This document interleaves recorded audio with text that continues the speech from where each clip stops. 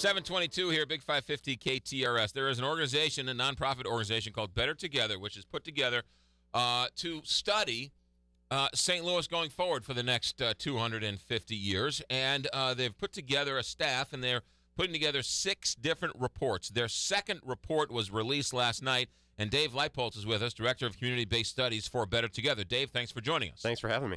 What is this study about, and what did it say? The study itself is really just about how local level municipal government and the structure of our region impacts economic development, which is to say largely small and medium-sized business owners.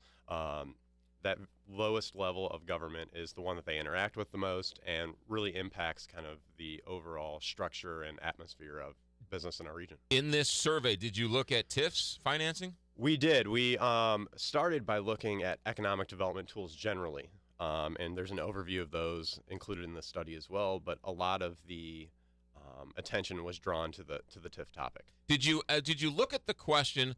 We're giving big box stores lots of sales tax money and lots of TIF money to the detriment of the hardware store on the corner?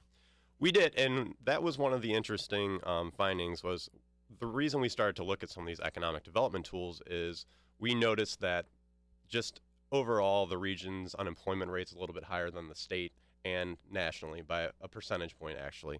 And also that there was just a drop in the number of mom and pop retail shops, but an increase in the number of retail jobs, which kind of indicated an increase in big box jobs. So more retail jobs, less retail shops. Correct. Which means, well, that makes sense because we have decided to give incentives to big box stores and disincentives to mom and pop stores. Yes, and that can be problematic because St. Louis is in the midst of a big push, and you hear about T-Rex and some of these entrepreneurial spaces, and it provides less of a market share for some of those startups and some of those small businesses to have room in our regional economy. Because why?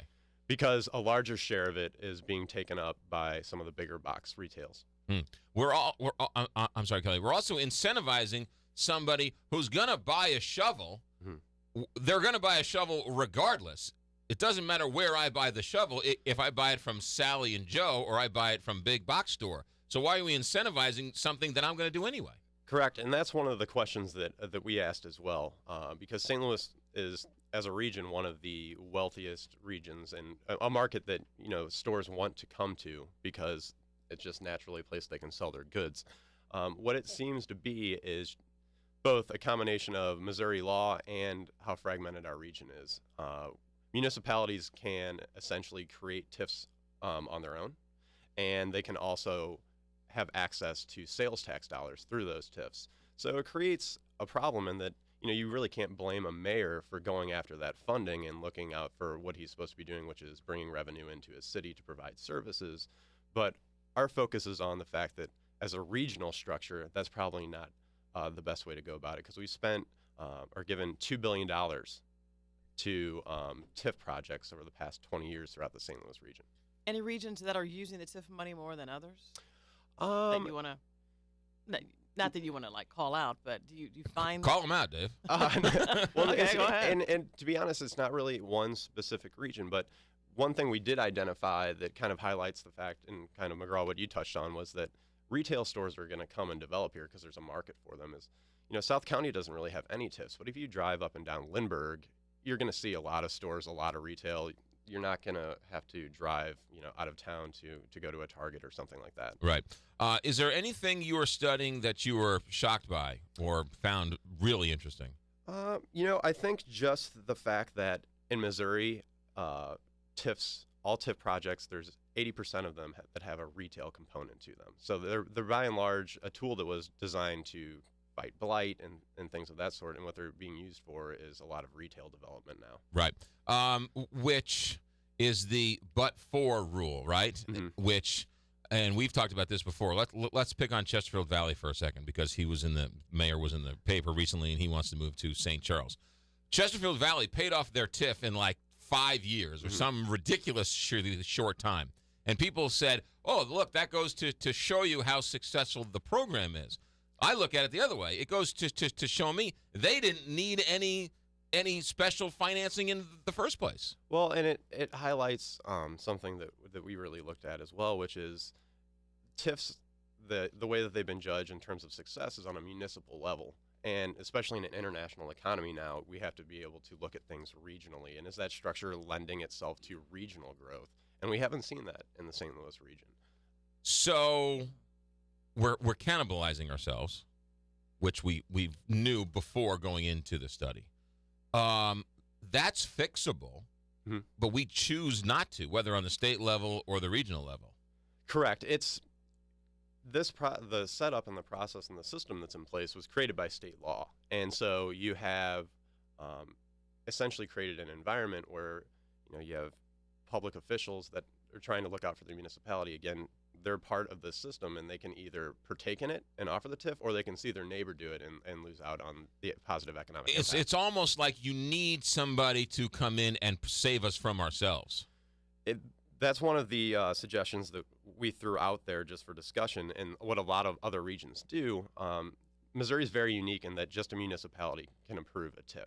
In most other states, you have at least two bodies that have to approve it for it to go into effect, and almost always one of those is a county level, a regional level, or even the state itself, or a special commission that has some teeth to it. Yeah. Well, we saw a mayor who got impeached because he wanted to stand because he got elected fighting against TIF. He was overwhelmingly voted in, and then he got impeached. Yes. So it's almost like the people who want to do the right thing, it's stacked against them. Yes, it's very difficult just from a financial standpoint, and from explaining to, I wouldn't want to explain to constituents we have to cut services because we don't want to perpetuate this. But then, meanwhile, a neighboring municipality, the county, the city is going to offer a TIF, and they get the benefit. Yeah. So what are you going to do with this study? Now that you have it out, are you going to share it, obviously, with lawmakers and see what we can do to revise this? Yes, so everything that we've researched, all of our source documents, everything is available at bettertogetherstl.com.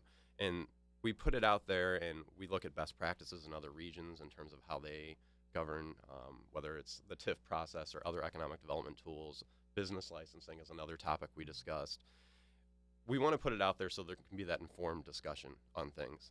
In the past, and prior to this effort, there hasn't been kind of a centralized database where people can go find the information and use it to convince each other and have that informed discussion that can really change people's minds and convince people at certain points, and also look at things regionally. Everything is very siloed. What's the headline for the study? You said $2 billion in tax dollars incentivizing small businesses to go out of jail, out of business. But what's the other headline of the survey? I think that it really overall, because we looked not only at incentives, but we looked at what people have to go through to start a small and medium business in St. Louis.